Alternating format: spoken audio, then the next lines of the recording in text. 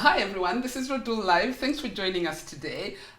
Today we're going to talk about hockey, a sport many of us tried and were unable to play. But yeah, Kenya has a brilliant hockey team, but are we doing everything we can to take the sport to the next level?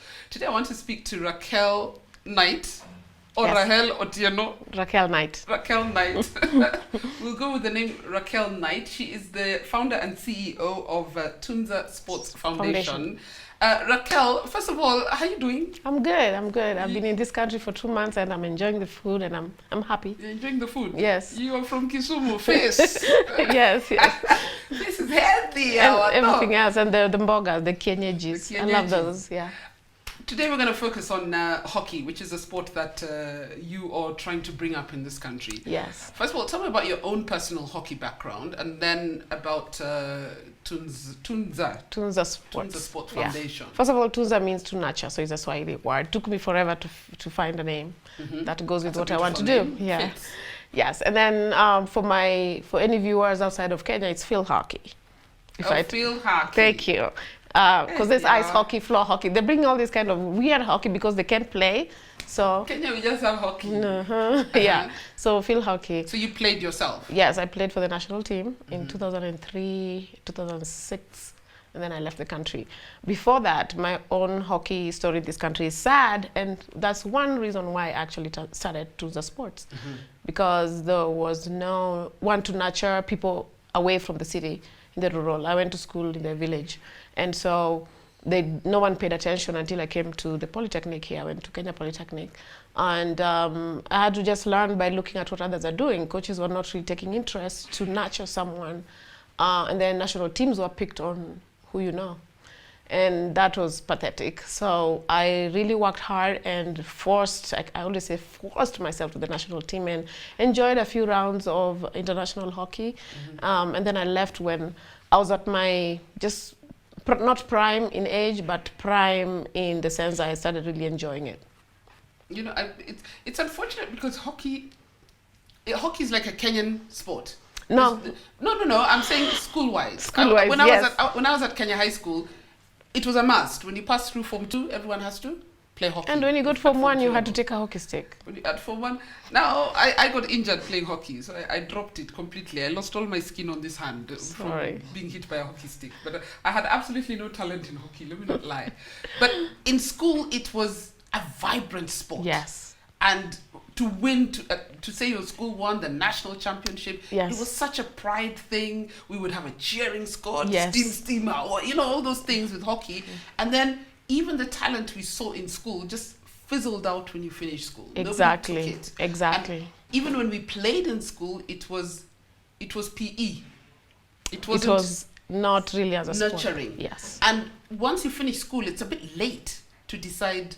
Yeah. Nice when I want to. Very late, and now you're getting to why I started into sports, because we start in primary school level. So it's nice that you said it fizzles out. The one person I know who really took hockey seriously from people playing in high school was the late Kake.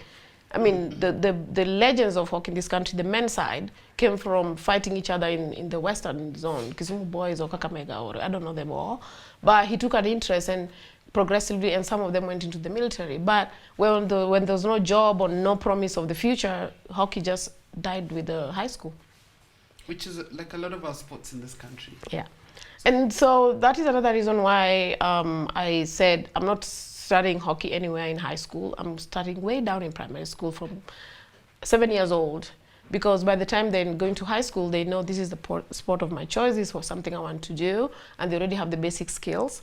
And we can get back to that because it's a different topic altogether. I'm jumping here. I'll still talk about you and yes. So you play for the national team.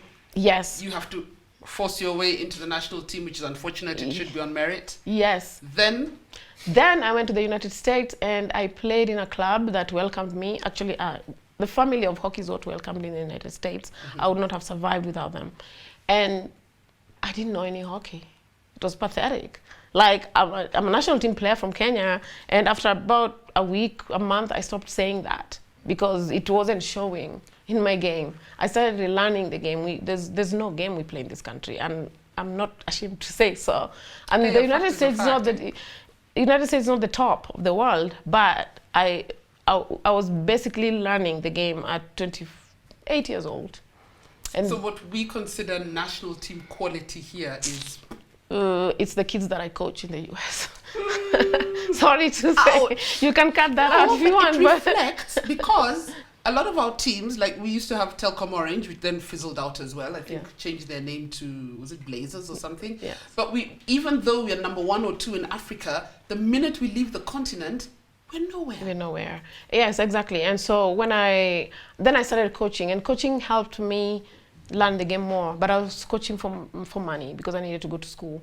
So I coached kids, and the passion, I didn't know I could coach. And I believe that when someone puts passion in anything, you can do whatever you want. And I'm not the best athlete out there. Our family, besides cousins, the Oliech is our cousin. The Oliech? Yes.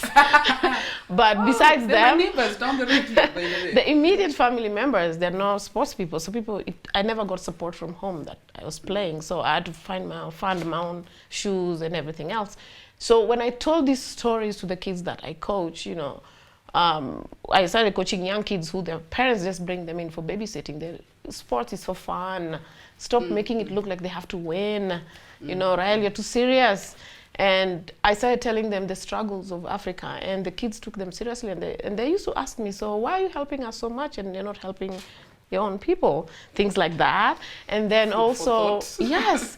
And then I got seriously to coaching. It really got into me. I started coaching with so much passion. I could literally take 2 girls and give them my entire 2 hours. And then these kids roll into the high-end schools, colleges, Harvards, the Princetons, free. And these are privileged kids who can afford to pay tuition with their eyes closed. But based on the fact that they've had proper hockey coaching. Yes. You trained as a coach as well? Never trained as a coach. I trained, it's called apprentice, is that what you call it? Under someone else. I just took interest, like I started by saying I was coaching because I needed funds. And in club we coach, you get paid when you coach. And so this developed, and I started asking, all the kids in Kenya, I have a gift. Like, I've changed these kids' lives. Like, these are kids who are privileged, so there's certain things, values that we have that they don't have. Like sending your mom to get you socks or do your laundry and stuff. And I used to change all that. And the parents could tell me, Coach, can you talk to my daughter, please? Because she's not listening. And just the stories that the parents came and the appreciation that they had, I realized I had a gift with kids. I'm a sister, I'm a mother. And I said, I'm taking this back home.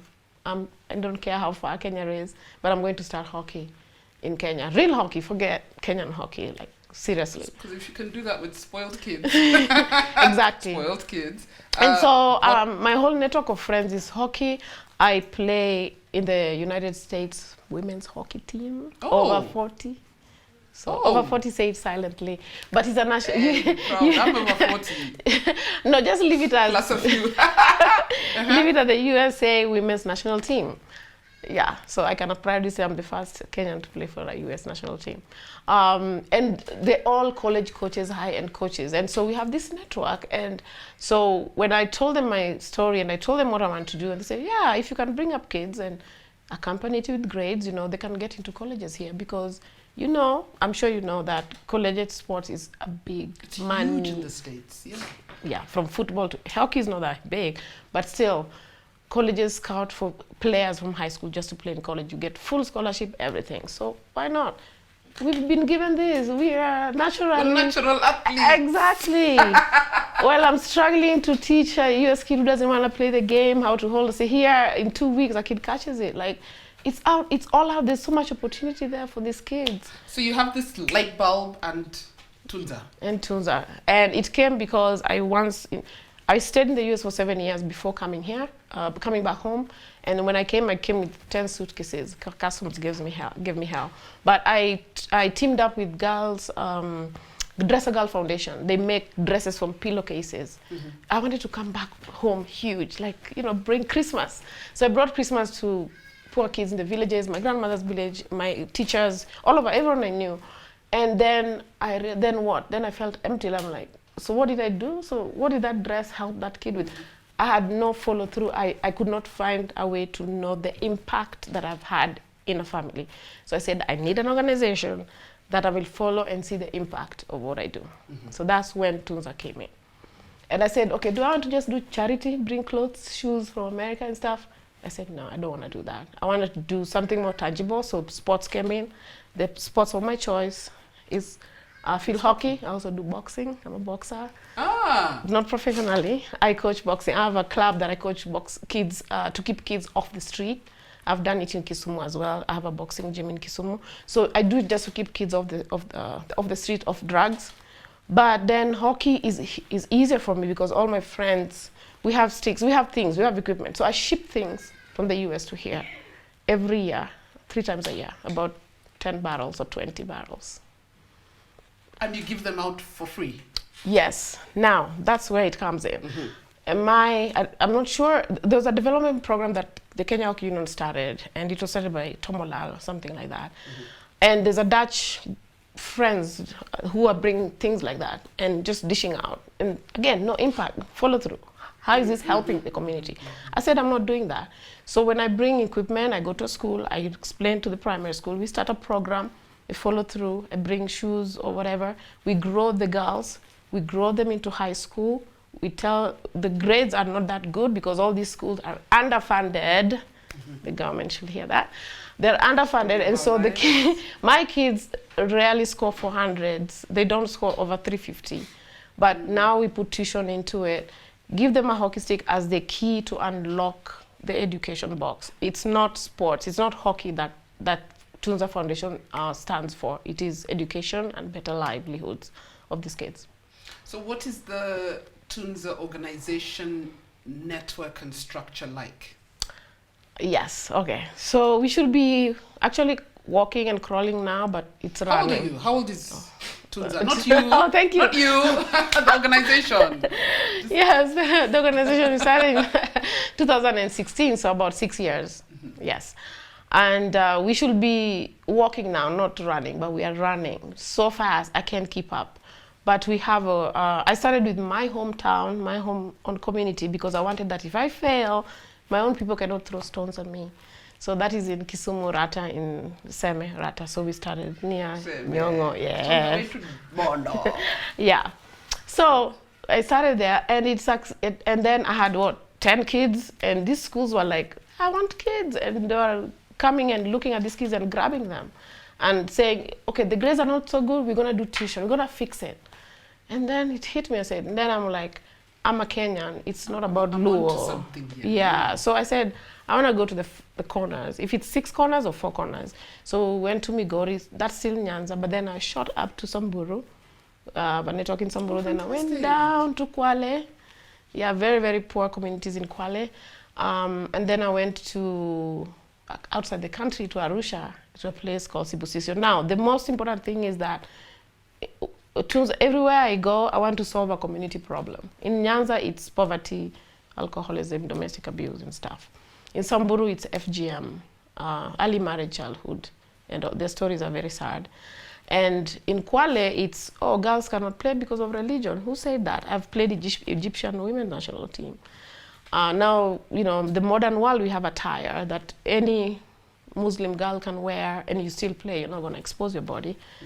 And then, that's Mombasa. So that's the network.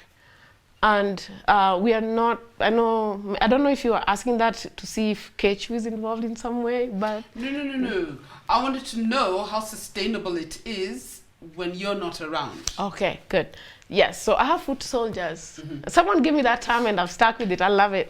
But yes, when I'm not around, I have someone who coordinates everything in every of those stations. I take them through training. I do interviews. They're volunteers. I don't have money to pay, but they believe and trust in the progress, in the process. And they, one day when we get funding, we don't have funding. I do everything from my pocket, and I'm not rich, sorry.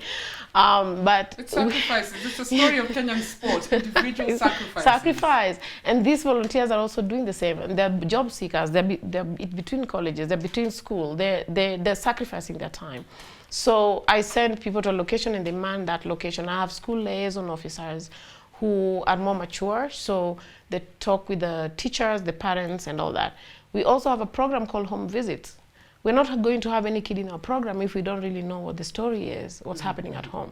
Because we realize when you're coaching kids, they can't even move, they can't walk. This kid has not eaten for 2 days. So we do home visits and learn, okay, what is the problem? Single mother, total orphan, 6 kids. And then we start seeing, okay, how can we help with all that? Yeah, because that's it's like the story of it's the story of Africa, you know. Yes, yes. It's whatever's happening at home Will affect what's happening yes. when you go to school, when you go to work, when you go to play. Exactly. And so if you don't resolve that, that can explain a lot of your performance. Yes. And so people ask me, so how long are you going to do this forever? And I tell them that's a good question. I don't want to do it forever. I want to create more Raels. And that's why I want these groups to succeed. They go back to their community and do the same thing. Break the cycle of poverty. You see, like in Nyanza, way back in the village, this girl can't finish school, gets married, gets kids. Kids don't go to school. Those kids get kids. It's just continuous and endless. So if we can cut that cord of poverty, I think it can help. And for me, the only way I know how to do it is sports. So. And then eventually they take it over themselves. We have a contract. A lot of it is a mind shift. That's a good thing too when you said mind shift, because that's why I do also when they're early, when it's easy to change a mindset. A girl in high school has already maybe made up her mind how after Form 4 she's going to get married. So we start early and redirect their minds, show them what's possible, make them start thinking, okay, I can do this. There's more to life. So they grow knowing that. So when kids are in high school, we know we nurtured them. People tell me, why didn't you come to a high school? Our Form 3s who want to do this and take them to college. I'm like, I don't know them. I don't know what they're thinking. I don't want to ask. It's a waste of time, really, because we don't know if they believe in it or they just want help. A lot of Kenyans just want help, but really they want Unfortunately, it's short-term. Yes, it's short-term. They don't want, so. I want us to take a short break. When we come back, I want to know what impact you hope this will have on the quality of hockey in the country generally, and what we're doing wrong as a country. Why is our hockey kind of stunted, and how can you help us get to the next level? So don't go away. Radull Live will be back in a moment.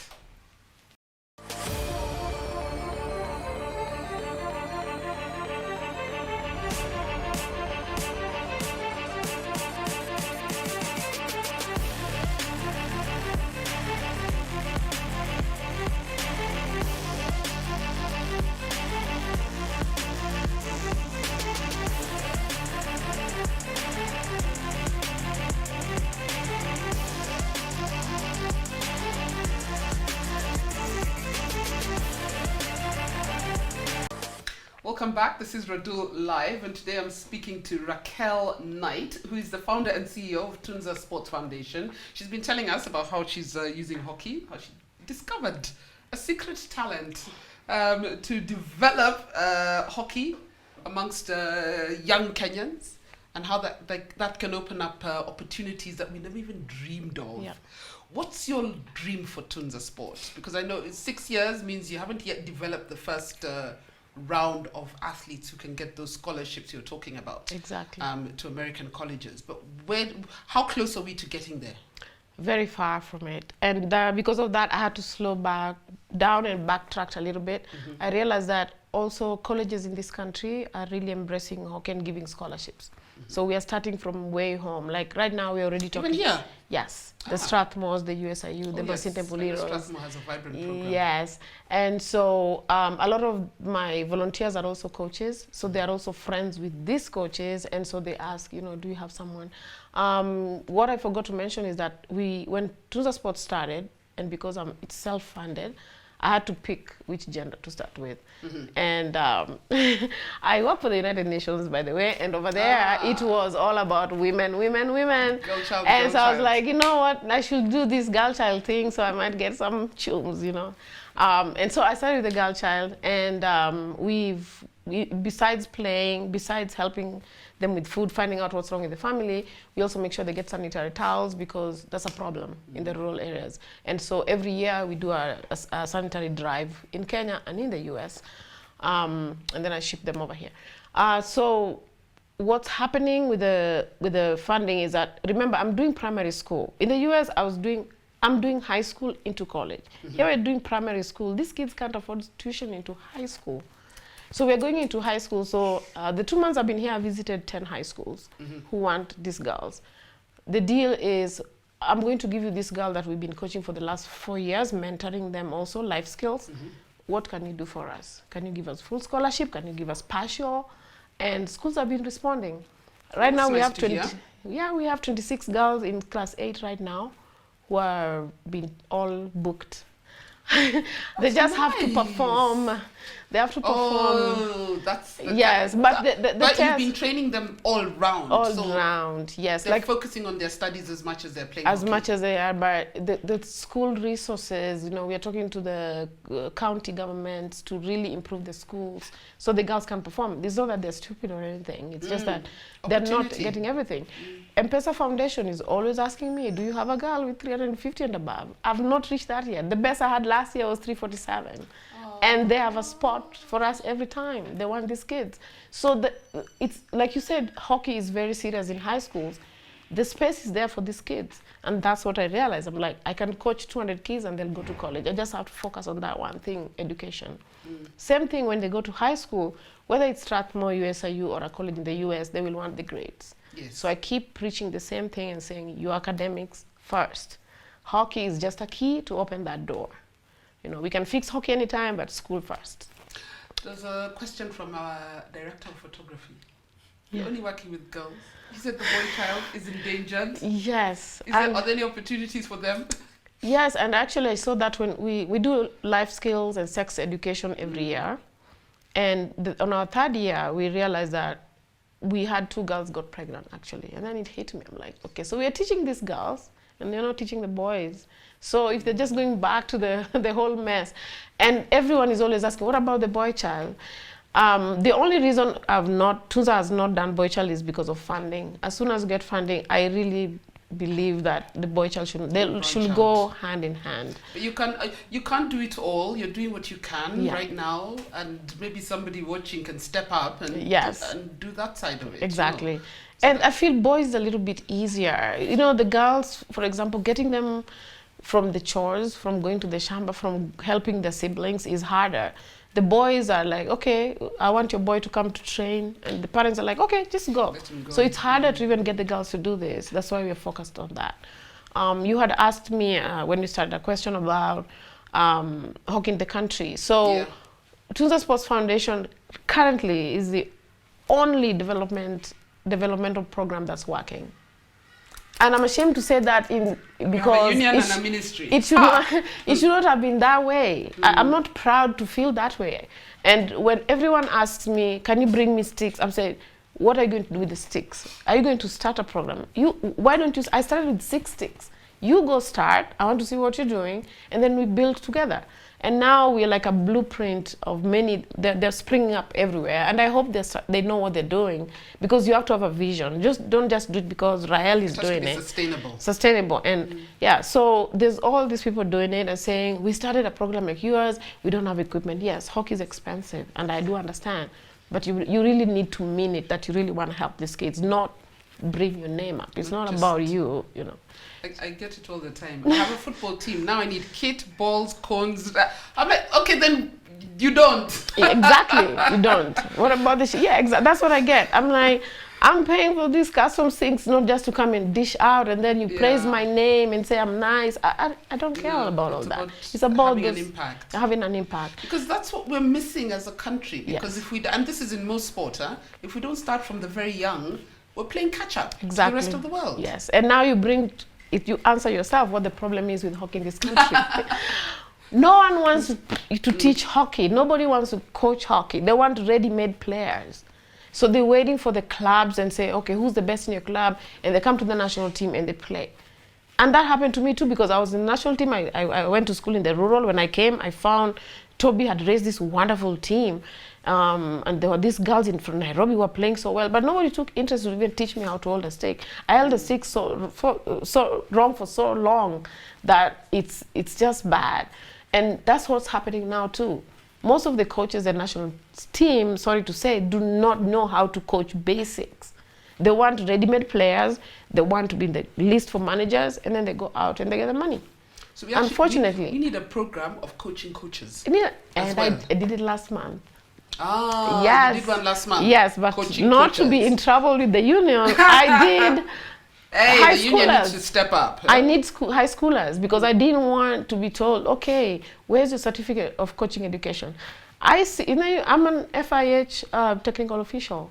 I sit with all these high-end people in hockey. I learned so much from them. I don't have paper that says I'm an educator, but I can call 1, 2, 3 people here who I know have, and they're being ignored, and I brought them in to teach. And we did that in Kisumu just recently. And the high school coaches came, and now it's like, can you do this every year? Can you do it twice a year? No, the union has to step up and do it. The union has done it before, but it is just the people, the educators go there and show you don't know. There's nothing you know. They kind of make you feel so little, you know, and that's why it's not working. You need to shove pride aside and Yes, focus on so sport development. yeah, so the feedback that I got is like, oh, you guys were so understanding. I'm like, yeah, because I was like you, I didn't know hockey. I had to know the hard way. And it's out there. Like if you ask right now on social media, if anyone would want to do that tomorrow, you'll get so many people. And one thing I was told, I was like, you can't charge fees. Nobody will come. Nobody cares about coaching coaches in hockey. I'm like, are you sure? And I charged fees. I did a tire. I did 2,500, which the fees didn't even help the cost of holding that. But they paid. And when they came and they saw even the gift that I was giving, they were like, can I pay more now so I get that gift? I said, it doesn't work that way. You should have trusted me and paid the full amount for it. But they paid, they trusted, and they learned so much. And I think that that's something that the union should take it seriously and coach those people at the bottom of the barrel and bring them up. Why? Because high school kids are the ones who go to the clubs, then they're stream into the national team. And those coaches need to know what they're doing. Yeah. Do you see, how closely do you follow what is happening in Kenyan hockey? In the clubs? And I follow. I think your bag is beeping. Yeah, because I brought you something and it's beeping. Take all the thing, the white thing. Sorry. I follow club hockey, and I put it out there also publicly, and I said if they don't do anything to rectify how seriously we take coaching the boys and the girls or the young women, and they're not going to go far. Birmingham was horrible, not because we expected to be good, but because the basics of hockey were lacking. You cannot compete with those high-end countries if you can't even, hold your basics right. Like it should be like riding a bicycle. It should be like at the fingertips. What you should do: don't raise your stick high when you're going to shoot. Don't hack. Don't stand in a certain way. We are teaching it wrong. Not taught it. It's not past tense. Carol. We are teaching it wrong, and I'm not an expert. I'm just saying what I see out there, and they should change that attitude. And also, if coaches don't perform, they should be put down, and they should sit down and figure out what happened. No, people came from Birmingham. Everyone went their separate ways. They're getting ready now to go to Hockey Fives. Nothing was discussed about what's wrong with Birmingham, what happened, what can we fix. No, it's just who wants to go on a trip. And so that's we're honoring fixtures. We're honoring fixtures, yes. Trying to get better or develop the sport. Yes, and that is the problem. But the day that, and we'll all preach up there saying, oh, we care about the sport. No, show that you care about the sport. Girls from outside Nairobi who are asked to come to the national team, they're not given bus fare. These girls don't have jobs. They're in school. And you find that they ask friends or people like me that I need to go for the national team training. Can you give me this? Someone gets injured, they're not taken to the hospital. Ends your career when and they don't have a job, they don't have insurance. And so what are we trying to do? If we really value the national team play is a powerful person, and you should take it that way. So that needs to change for hockey. And I'm gonna be kicked out of this country, but it's okay. I'll add this after you've left. No. But somebody has to say it like it is. Yeah, it is. Somebody has to say it like it is. And if you're not performing, I've given you 5 years. Come on, let someone else try. It can't be you every day saying, okay, maybe she was crazy, maybe she'll fix it. No. People, there are other coaches, there are other people. We're not seeing your result. We're not seeing the results of you having been there in office for 5 years. Exactly. So get out, give someone else an opportunity if you care. But that's Yes. the problem. Nobody cares. Exactly. And unfortunately, nobody cares right from the top. And that is the problem. Right And from the players will top. come at the beginning of trials and everything. There's always a committee who's going to choose the players. But players complain that at the end, that the list was made long time ago. It doesn't matter. And that should not be. It's not on merit. It's not on merit, yeah. They'll put here one, it should change. That should change if you want to go anywhere. This country we're shooting has so ourselves in much the foot. talent for hockey that we should be second to South Africa, if not first. South Africa, just because they have more technology. Invested in it. Yeah. But Uganda should not be beating us. That's embarrassing. You know what, it frustrates me because it's a story of all our sport, and I don't know whether this government recognizes the potential of sport as an employment Exactly. seen as a revenue earner, as a we get pride from the athletes, but that's more an individual effort It's individual effort, yeah. of people in Otieno or wherever, you know. Yes, I And thought the we moved potential away we from have in that. all the sport, it's the same So story. everywhere. It's the same story. Carol, I really thought that we moved away from when our parents used to say, what is that sport going to do for you? Get in the kitchen. I thought we moved away from that because we've seen what it has done. You asked me the impact Tunza Sports Foundation can have in this country. One, other people will learn what we're doing and take the blueprint. I'm willing to help wherever, and they can grow that. I started Tunza Sports Foundation as private. I didn't want to get involved in the country's hockey at all because I have something to offer these kids that being in the national team is not going to offer them. But when it comes to the point where, let's say, I'm already hearing rumors that they want under 18, I have a full team of under 18 years old who can beat the national team right now. But if you're going to take those girls, proud person somewhere won't allow it. and if they do, I'm going to tell them, you need to go to this girl's house, find out how they live, at least pay school fees that I've been paying for the last whatever year. Do something, show you care, show your personality first, and then Invest tell a me, little bit. yes, not just wait and say, Tunza, can you give us girls? Yeah. And I think the person who I'm talking about, they'll know what I'm saying. But I said no, and everyone was like, you're crazy. Give me their name, I'll send them a link. Everyone came to say, everyone who came to tell me I'm not doing the right thing later understood me, but at that point they were like, no, you're denying this girl an opportunity to play in the national team. They'll be seen by who? All these people who've been playing national team, who's seen them? You know, it's just glory for a few years, but I have long-term plan for these kids. So if you're going to get my kids, you need to know where they come from. Treat them right. You need to treat them right. You need to assure me that something happens to them, the money that the government is giving you, you're going to cater for them. That I'll give you the girls to play for the national team. It's nice to wear the national colors. It is nice to wear the national colors, but this country really needs to honor their players. Lastly, maybe we're running out of time. I went to Arusha, Sibusisio. This is a place where kids have Down syndrome and physical disability. And this girl asked me, can you teach us hockey because there's Paralympics coming? I'm like, what are you talking about? I'm human. I reacted like anybody else would react. Like, I can't. How can I teach this kid? But then I had to figure it out. So we got plastic sticks, got plastic balls. We went there. And I learned so much. I became more human. I learned so much. They repeat. So if you teach something, you have to sing it to repeat, so it gets in there.